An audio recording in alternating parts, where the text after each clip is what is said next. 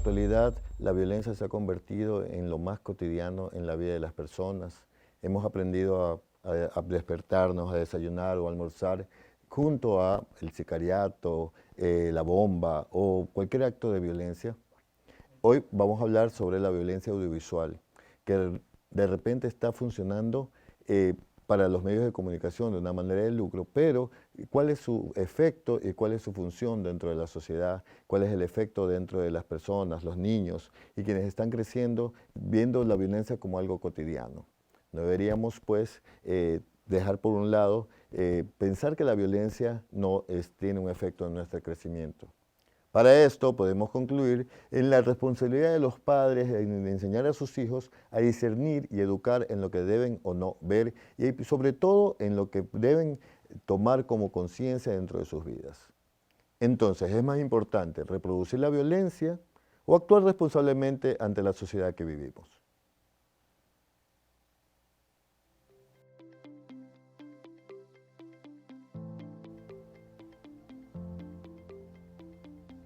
Hoy nos acompaña Cristian Cordés, guionista, periodista, dramaturgo, docente universitario. Tiene un doctorado en Ciencias de la Comunicación por la Universidad de La Habana, Cuba, y varias maestrías.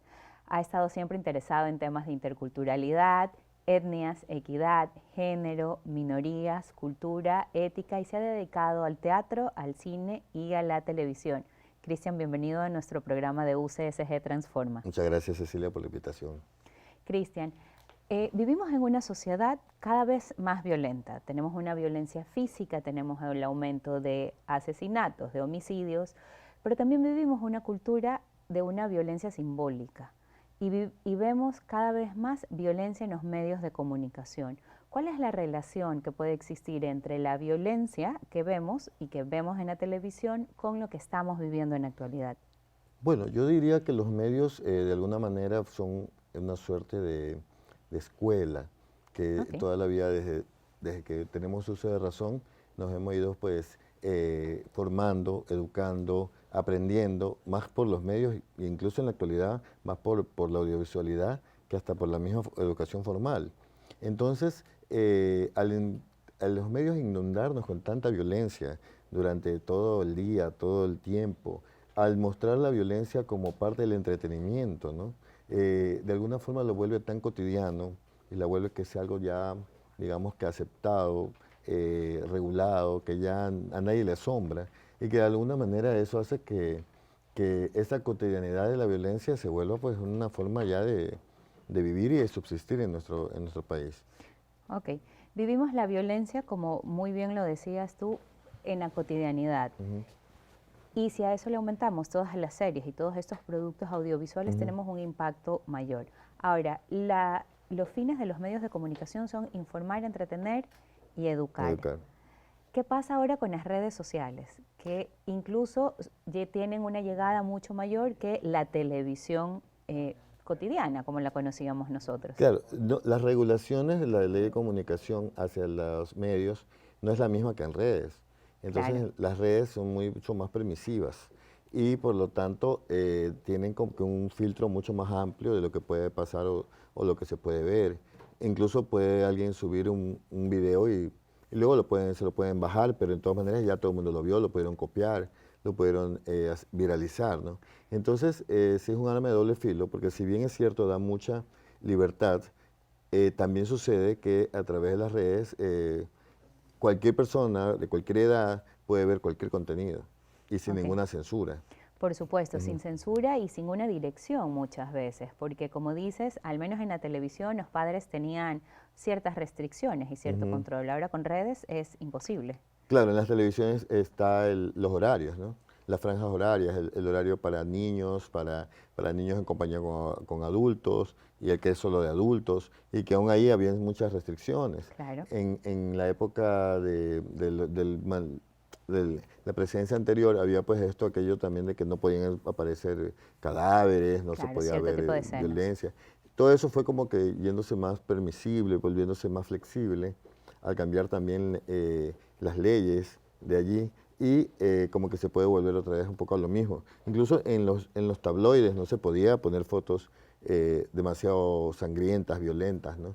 usted sabe que de todas maneras se puede decir que eso es lo que más vende, ¿no? Claro. Pero ¿a costa de qué? ¿No? A costa de tener una sociedad mucho más familiarizada con la violencia. Con la violencia que ya lo hace normal y lo hace incluso, dependiendo de ciertos personajes, una forma de vivir y un ideal de lo que debería ser la sociedad o debería ser el ser humano frente a esto.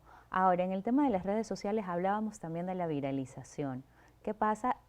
Esta es una violencia igual o mayor que la que estamos viendo en los medios, porque muchas veces hay temas privados que salen en las redes y que de repente todos nos enteramos de algo que no necesariamente es parte de la intimidad de otras personas. Claro, ahí está cuando hablamos de otros tipos de violencia, ¿no? Mucho menos explícito, ¿no? La violencia simbólica, la violencia del derecho a la honra, ¿no? El derecho a la intimidad.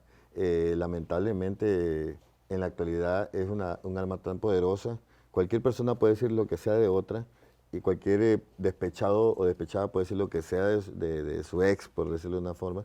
Y eso para la gente, los medios tienen esa posibilidad, incluyendo los digitales, ¿no? O sea, tienen la posibilidad de que la gente los cree, porque hay el aval del aparato, ¿no? O sea, no es lo mismo que me lo diga la vecina, a que yo lo vea y que lo diga los actores. Pues, claro, o lo diga un presentador tal, o yo lo vea en el programa tal. Y por lo general se ha estudiado pues que la gente se queda con la primera impresión. Así es. Aunque digan después, no, era mentira, se equivocó, era invento, la misma persona diga, sí, yo mentí porque estaba despechada, ya la gente piensa lo malo, ¿no? Ok. Cristian, tú has trabajado en muchísimas de las producciones más importantes que el país ha tenido. ¿Cómo ves tú esa relación con la responsabilidad cuando se crean las historias?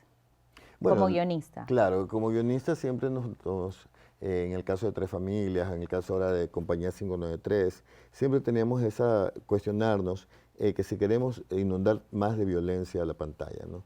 Ya bastante violencia hay en el noticiero, lamentablemente, son así, no vamos a cuestionar por qué, pero hay mucha violencia allí. Y entonces también ponerlo en la ficción, y a lo mejor en la ficción irnos más allá, ¿no? Y comenzar con historias, pues, idealizar a los carteles de droga, como pasó en su momento, ¿no? ¿Sí? Y a veces se convertían, decían mucha gente, que en escuela, porque la gente aprendía de esos programas. Y lo idealiza como claro, es fin de vida. Claro, un estilo de vida que está bien, que es bueno, que es cool, ¿no? Entonces, yo creo que hay que tener mucho mea culpa como creador de contenido. Lamentablemente la gente que a veces lo hace en redes no tiene pues esos parámetros éticos, tal vez por desconocimiento, tal vez a propósito, pero no se dan pues ese tiempo de reflexionar, estoy haciendo bien con esto, a quién le va a llegar, cuál es el efecto que puede tener esto en la sociedad. Claro, y estas responsabilidades también no tenemos ninguna institución que las pueda regular, porque un poco las redes sociales son eso, son libres. Claro, y aparte como la inmediatez que tienen, así los regulen, así luego le bajen la cuenta, que sucede, ¿no? Que a veces alguien le manda un contenido inapropiado, porque no todas son tan libres, ¿no? Por ejemplo, hay unas que tienen más reglas, ¿no? Por ejemplo, YouTube tiene más, el Instagram tiene más, pero el Twitter, o sea, entonces puede ser que yo lo lancé, y luego ya me bajaron la cuenta, pero ya la lancé, pues. Claro, y ya dañaste. Claro, y así nos enteramos de amoríos y de cosas que no construyen realmente. ¿Cuál es la responsabilidad que tú crees que la creación de contenido, hemos hablado y sabemos que es mucha, pero cómo se regula y cuán responsables son las personas en la actualidad que están generando contenidos? Yo pienso que lo que prima allí es la necesidad de ser virales para poder de eso lucrar. Ok, o sea, no creo una necesidad comercial. Es una necesidad netamente de supervivencia también. Son personas que viven del canje, que viven, bueno, perfecto, es su estilo de vida, ¿no? Porque tienen su mérito, o sea, son gente que hacen cosas que a la gente les gusta y que a veces ni la televisión lo logra, ¿no? Que llegar así, que todo el mundo hable de lo mismo, pero se les va la brújula, porque a veces son gente que no tienen a veces formación de nada, ¿no? O no tienen una formación en comunicación, ¿no? ¿Qué pueden hacer los padres? ¿Qué puede hacer la sociedad frente a personas que no necesariamente son responsables con lo que generan y sus hijos que están todo el tiempo en redes sociales? Los están siguiendo, los están imitando. Ha habido todos estos casos también hasta de suicidios, ¿no? Por estos retos que hay. Por supuesto. Entonces, yo pienso que hay que tener mucho control en cuanto los están viendo los menores, ¿no? aunque es imposible estarlo siguiendo todo el tiempo, ¿no? Pero, y también crearle como que esa conciencia, ¿no? Decir, bueno, lo que está bien y lo que está mal, porque que va a llegar un contenido inapropiado a sus manos, va a llegar. Ok, entonces ¿crees que el secreto o una fórmula que pueda ayudar a los padres es poder enseñarle a sus hijos a discernir? Ujú, ¿Cómo crees que un padre podría, con tu experiencia audiovisuales, ujú. qué recomendaciones le darías tú a la sociedad que nos está viendo para poder ser más crítico frente a los contenidos que observamos? Bueno, debe que dar el ejemplo, ¿no? O sea, si yo tengo una mamá que vive pendiente del chisme, ¿no? De estos programas de farándula y de lo que le está sucediendo a tal actriz que se separó del marido y de que no sé qué. Nos cuenta sus intimidades. Claro, entonces, y un papá que a lo mejor solo se está fijando también en el fútbol o en yo qué sé, pues en otras cuestiones mucho más superfluas de la sociedad, ¿no? Entonces, lamentablemente yo pienso que va a ser difícil que esta gente les enseñe a discernir a sus hijos, ¿no? Ok, Pero debe haber pues una conciencia de decir, bueno, sí, esto es lo bueno, esto es lo malo, como en nuestras épocas, que eran otros los problemas, ¿no? Que nos decían, claro. bueno, existe esto y puede llegar a tus manos y tú sabrás si es bueno o es malo. O sea, uno tenía que tener ese poder de decidir.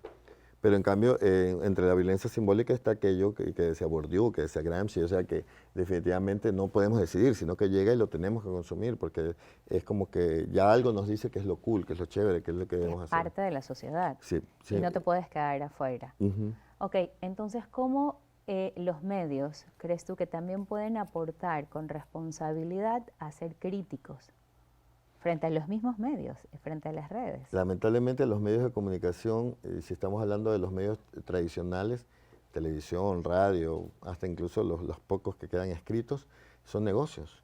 Ok, Entonces no son fundaciones, o sea, son instituciones con fines de lucro, cuya misión es primero lucrar, o sea, facturar, ¿no? Como dice Shakira. Entonces, llorar y lamentablemente, facturar. claro, entonces eso hace que tengan que jugarse pues incluso en cuestiones que ellos mismos han criticado durante años. ¿Cuántos medios hemos tenido que criticaban a los otros por hacer realities, y después Y terminan después lo haciendo siguen haciendo. y peores a veces, ¿no? Entonces sucede eso que por facturar y por poder mantenerse, luego mucho más después de la crisis, de la pandemia, ¿no? Poderse mantener a flote, como que ya queda en segundo plano, digamos que El la tema ético. ética, los escrúpulos, sino que, bueno, si funciona esto, lo vamos a hacer, Ha ¿no? habido una corriente de realities Ujú. últimamente, no solamente en el país, lo vemos a nivel mundial, lo vemos a nivel Latinoamérica, cadenas internacionales que lo hacen. ¿Por qué crees tú que esto existe? Bueno, el reality no es que es tan nuevo, ¿no? Eso es de los 60 y ha habido luego películas que han mencionado eso, de Truman Show, unas películas maravillosas, porque Sí, siempre como que ha llamado la atención esto de ver la intimidad de las personas, ¿no? Una cuestión que yo creo que hasta cierto punto es normal. El asunto está es que como que ya la ficción se desgastó tanto, que ya a veces ya la gente pretende es ver pues la realidad de las personas, pero no olvidemos que los realities también tienen libreto ok, y por lo claro. general son un poquito, esas peleas son un poquito arregladas a veces, dicho por los mismos que han sido partícipes. Tú dices, todo es show, que se pelean, que se hacen mil cosas, pero siempre es por generar, ¿no? A costa de su propia imagen, Su a intimidad. costa de su intimidad, incluso a algunos les ha costado pues, hasta el matrimonio a personas que han estado allí, o a costa de que la gente se queda con esa misma conciencia de que esta chica es tal o este chico es tal y a veces no, ¿no? Ok, Entonces claro. es difícil porque es como que ya nos entretiene más en la vida ajena que otra Que cosa. la nuestra, que Que, pasar los y, ojos hacia sí, sí, sí, nosotros. sí, y es duro porque tampoco son ningunas luminarias, pues tampoco es que es así, digamos, hoy estamos siguiendo pues a gente intachable, Brillante, claro. brillante, que ha hecho cosas buenas. ¿Verdad que podemos aprender? No, Ok, es lo muchísimas contrario. gracias, Cristian, por acompañarnos en este programa de UCSG Transforma. Y bueno, hemos conversado con Cristian Cortés, quien es un estudioso, realmente ha trabajado en algunas universidades del país y algunas del exterior, sobre este tema, no solamente sobre el tema audiovisual, y hemos conversado sobre la importancia de la responsabilidad de los medios de comunicación y también la importancia a nosotros como padres de enseñar a nuestros hijos y a las personas que están alrededor a discernir sobre lo que debemos o no debemos de creer, sobre lo que debemos dudar y el uso de las redes sociales. Muchísimas gracias por acompañarnos y los esperamos en el siguiente programa de UCSG Transforma.